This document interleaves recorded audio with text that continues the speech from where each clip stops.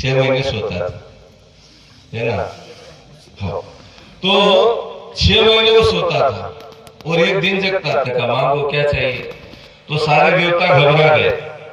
उन्होंने कहा साहब ये कुंभकर्ण इतना बड़ा है, इतना खाता है और ये इंद्र आसन मांगने वाला है।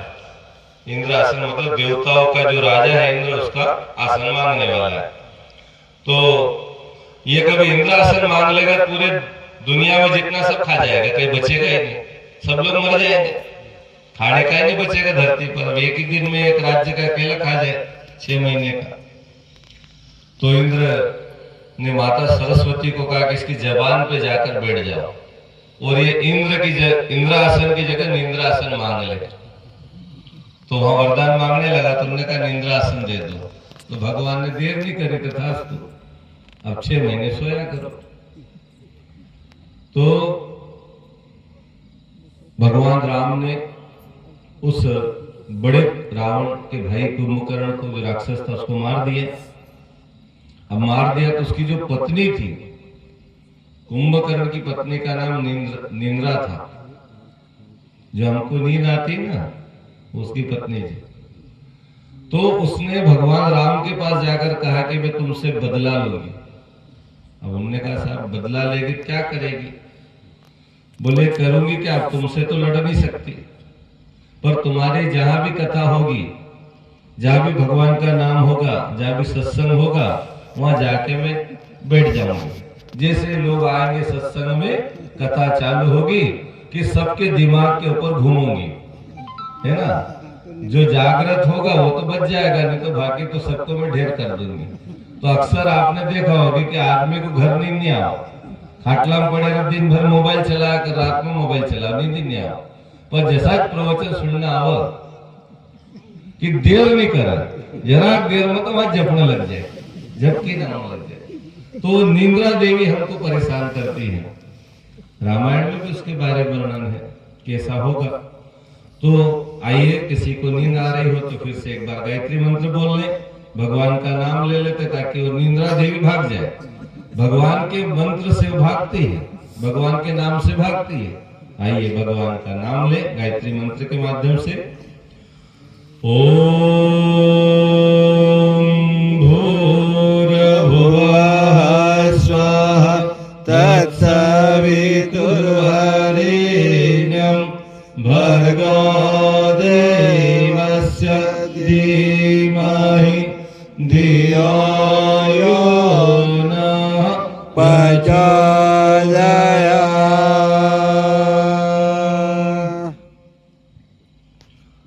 कहानी लिखते हैं गुरुदेव का जो साहित्य, उसमें प्रज्ञा पुराण बहुत शानदार, 4 खंड है उसके।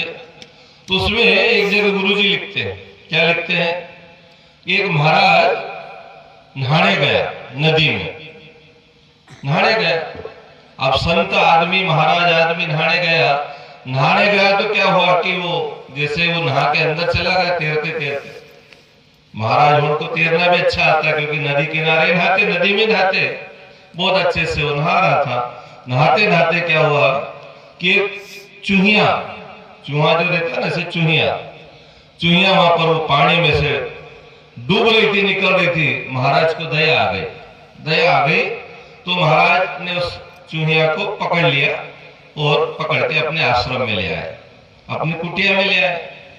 अब क्या हुआ, कुटिया में ले आए तो कुटिया में बढ़िया व्यवस्था कर दी उसकी, भोजन पानी की, खाने पीने की। तो उसको कहीं जाना नहीं, वो भी चूहिया वहीं रहे। उन्होंने कहा अच्छा है, बाहर जाओ तो खतरा है, कहीं बिल्ली खा जाए, कहीं कुत्ते खा जाए, तो बाहर नहीं जाना है, कुटिया में रहना फर्स्ट क्लास। और बहुत शानदार तरीके से वो चूहिया जो है वहां रहने लगी कुटिया में। धीरे धीरे वो थोड़ी सी मोटी हो गई, ताजी हो गई, थोड़ी जवान हो गई।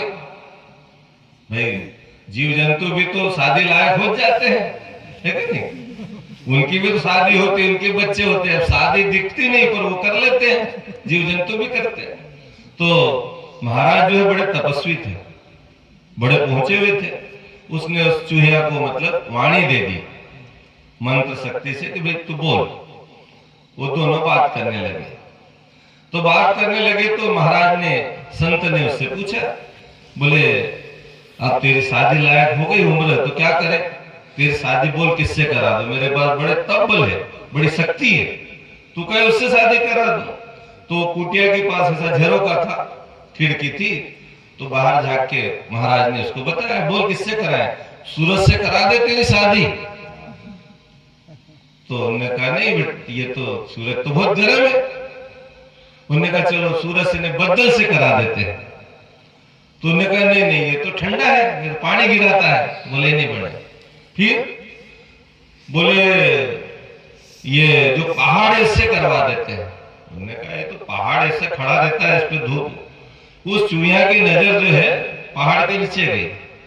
वो पहाड़ के नीचे क्या है, एक चूहा बिल बना रहा था।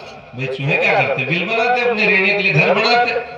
जैसे मनुष्य भी अपना घर बनाता है, ऐसे जीव जंतु अपने घर बनाते, चूहा घर बना रहा था।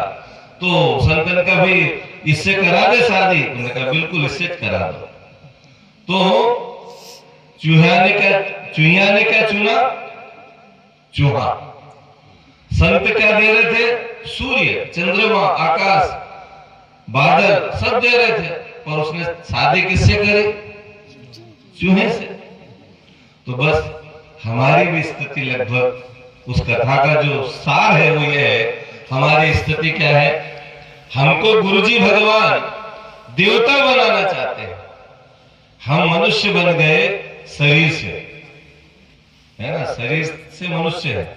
देखने में हमारे 2 हाथ हैं, 2 आंखें हैं, 2 कान है, नाक है, मुंह है ना, पैर हैं, चल सकते हैं, बोल सकते हैं, सोच सकते हैं, समझ सकते हैं, लेकिन फिर भी हमारी सोच कितनी है।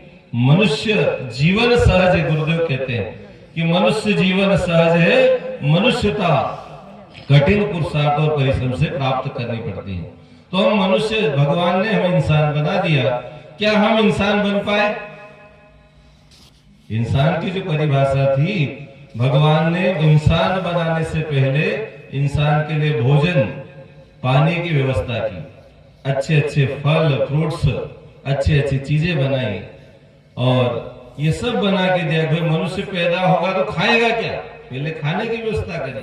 धरती पर खेती बाड़ी के लिए जमीनें तैयार हुई और अनाज पैदा करा, ये खाएगा क्या। दूध बनाया, भैंस बनाई तो दूध देने के लिए बनाई कि भाई ये भैंस का दूध पिएगा, गाय का दूध पिएगा, ये सब चीजें बना दी। लेकिन आदमी इनको छोड़कर गलत दिशा में जाता है। चयन क्या है हमारा, सारे एक हम सुनते क्या है, हम मनुष्य बन पाए क्या, इंसान बन पाए क्या। तो हम धरती पर आ गए मनुष्य बनकर, मनुष्य बन जाए। और यदि नहीं बन पाए तो कोई बात नहीं, भगवान ने एक चांस दिया, चलो भाई। जैसे उस संत ने उस चूहिया को बोला चल क्या चाहिए, और वो नहीं चुन पाई, वो तो चूहा चुना। तो हम भी मनुष्य बनकर भी मनुष्य न बन पाए तो फिर हम भी उधर ही उस योनि में चले जाएंगे। 83,99,999 योनियों के बाद एक जीवन मनुष्य का हमें मिला, और उसमें भी यदि हम मनुष्य नहीं बन पाए तो फिर वापस जीव जंतु बनने की हम तैयारी करेंगे। हम बकरा भी बनेंगे, हम मुर्गा भी बनेंगे, हम मछली बनेंगे, सब हम बनने वाले हैं, क्योंकि सारी योनियां तो वही गिनती में 83,99,999 सब आएगा। मच्छर न मक्खी न सब लाइन बंद। जितने जितने जीवों को हम मार कूट रहे हैं सब हमको बनना तय हो जाएगा। इसलिए अभी मौका है कि हम इंसान बन जाएं, शरीर से नहीं, ज्ञान से, बुद्धि से, जो भगवान ने हमें दी है। अच्छा जीवन मनुष्यता मनुष्य में से प्राप्त होती है और पुरुषार्थ से होती है। डेमने बाबा को एक इशारा हुआ और वो देवता बन गए, इंसान बन गए, देवता बन गए, आज पूजे जा रहे हैं। क्यों? वो भी तो हमारे बीच से ही निकले और उनने ऐसा जीवन जिया। तो भाइयों बहनों, हमारा चयन सही हो जाए, हम अच्छा चयन करें। गुरुदेव माता जी ने हमें ऐसा सौभाग्य प्रदान किया। नहीं तो कौन इतनी मेहनत करे, कौन इतना प्रयास करे, कोई भी बदलने वाला नहीं। आपको आपके गांव में साल में 1 आध बार हवन होता होगा, 1-2 बार होता होगा, पंडित जी आते होंगे, कथा करते होंगे, हवन करते होंगे, पर ज्ञान ध्यान से उनको कोई लेना देना नहीं। आपके आए, मंत्र किया, हवन किया, दक्षिणा ली और चले गए। उनने कभी नहीं बोला कि साहब आप तंबाकू छोड़ देना, आप बीड़ी छोड़ देना, सिगरेट छोड़ देना, गुटखा छोड़ देना, पाउच छोड़ देना, कभी नहीं बोलेंगे। क्यों? उनका कोई लक्ष्य ही नहीं है। उनका एक ही लक्ष्य है, उनका बिजनेस, उनका व्यवसाय, उनका धंधा एक है कि उनका कार्य है कि भाई हम यज्ञ कराएं, यज्ञ के बदले दक्षिणा मिले। क्या मतलब उनको सुधरने से, सुधारने से? तो इतनी मेहनत गुरुजी ने क्यों की? 24 साल तक अपने क्यों तपाया? इसलिए कि ये जो हमारे बेटे और बेटियां हैं, हम आप उनको माने न माने अपना, लेकिन गुरुदेव ने अपने को अपना माना, तब जाकर तो हमको यह बुलाया दीप यज्ञ के माध्यम से, और वो बातें आपको बताई जा रही है, और इतनी मेहनत की जा रही है कि मेरे जो बिछड़े बेटे बेटियां हैं वो फिर से आ जाए, सुधर जाए, बदल जाए, संवर जाए। दुनिया में हर व्यक्ति को बदलना पड़ेगा। राजी से बदले तो क्या, नारे जैसी बदले तो क्या, दुनिया में हर व्यक्ति को बदलना पड़ेगा। और ऐसा समय, ऐसी परिस्थितियां भगवान बनाने जा रहा है। गुरुदेव ने लिखा है कि सूक्ष्म जगत में सारा वातावरण तैयार है, जैसे धरती पर पटका, मनुष्य को बदलना ही पड़ेगा। अभी ठंड आई, क्यों साहब ठंड आई? तो हमारे सरपंच साहब ने गांव में अनाउंसमेंट कराया कि पटेल साहब ने अनाउंस कराया कि साहब ठंड आ गई, अपने स्वेटर निकालो, अपने साल निकालो, अपने घर में कंबल निकालो, अपने घर में जो है बिस्तर अच्छे ठंड के ओढ़ने के लिए तैयार करो। किसी को बोलने गए क्या? क्यों साहब, कोई गया क्या? जैसे ठंड आई तो धीरे धीरे लगने लगा, ठंड लग रही तो झट से हमने स्वेटर निकाल ली, टोपा पहन लिया, साल पहन ली, अंदर इनर पहन ली, जूते मोजे पहन लिए। क्यों? ठंड आ गई। बदल गए कि नहीं? कल तक पंखा चला रहा था, अभी ठंड में कोई पंखा चला रहा है क्या? तो बदलना पड़ेगा। प्रकृति व्यक्ति को बदल के रख देगी। परिस्थितियां ऐसी बनने जा रही है। आज हम जिस घर में यज्ञ करने गए थे, वहां पर बहन ने बताया कि 2 महीने तक कोरोना के कठोर संघर्ष के बाद कोरोना से बची, तो फिर दूसरी बीमारी तैयार हुई फंगस की, तो उसका एक इंटरनल ऑपरेशन हुआ, उसका पूरे चेहरे की उसकी सर्जरी हुई अंदर से मशीनों के द्वारा, और एक आंख में, क्योंकि बहुत सारे कोरोना के बाद में फंगस का जब कार्यक्रम चालू हुआ तो लोगों की आंखें चली गई। एक आंख में उसको इंजेक्शन लगा और उसकी आंख बची।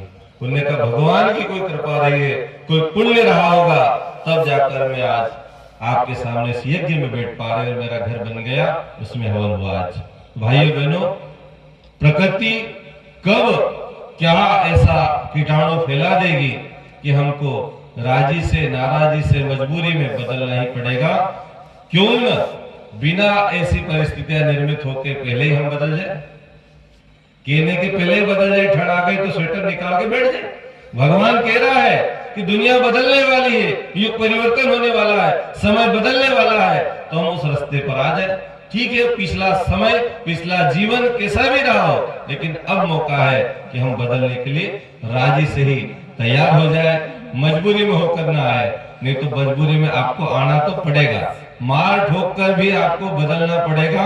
और प्रकृति की जो मार पड़ेगी उसकी आवाज नहीं होगी। कहते भगवान की लाठी में कोई आवाज नहीं होती, लेकिन आदमी को बदलना ही पड़ेगा। निश्चित ही बड़े बड़े लोग जिनके हम सपने देखते हैं कि साहब इनके पास बड़ा धन है, बड़ी गाड़ी है, बड़ा बंगला है, बहुत सारा पैसा है, ऐशो आराम है, लेकिन सुख नहीं है साहब, परेशान है। अभी 2-3 दिन पहले की घटना है, आपने आपके मोबाइल पे या समाचार में सुना होगा। राजश्री पान मसाला है, कमला पसंद पान मसाला खाते भी होंगे बहुत सारे भाई, है ना। राजश्री और कमला पसंद जो पान मसाला आता है पैकेट, से मरना पड़ा, फांसी के फंदे पर झूलकर मरना पड़ा। हम कहते साहब अरे साहब पैसा नहीं है, अब उसके बाद पैसा है तो भी नहीं जी रही। क्यों? भगवान ने सबको बुद्धि दी है, और जब तक हम सद्बुद्धि से नहीं जुड़ेंगे, सत्कर्म नहीं करेंगे, गायत्री माता सद्बुद्धि देती है, यज्ञ भगवान सत्कर्म देता है। और इसीलिए गुरुदेव ने 2 को आधार बनाया, एक ही बात कही। भारतीय